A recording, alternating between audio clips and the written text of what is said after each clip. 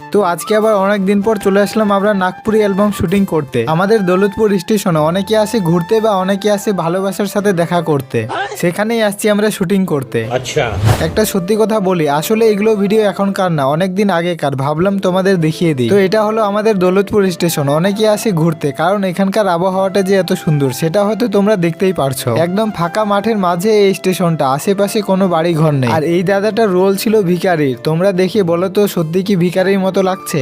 আমাকে তো ডিজিটাল ভিখারির মতো লাগছে, আর টাকার দিক থেকে দেখতে গেলে কিন্তু সবার থেকে বড় ভিখারি আমি। তো এবার আমাদের শুটিং শুরু। কিছু বুঝতে পারছো না তো কে কাকে ভিডিও করছে?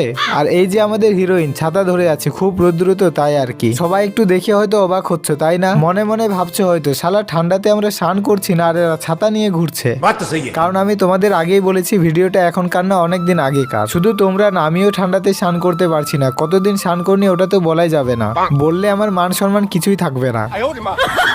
আর সব ছেলে মেয়েদের বলছি, দয়া করে তোমাদের গার্লফ্রেন্ড বয়ফ্রেন্ডকে এটা শুনতে যেও না। বাবু কতদিন আগে স্নান করেছো, কারণ সত্যিটা শুনলে তোমাদের ব্রেকআপ হতে পারে। তাই ঠান্ডা দিনে এগুলো না শোনাই ভালো।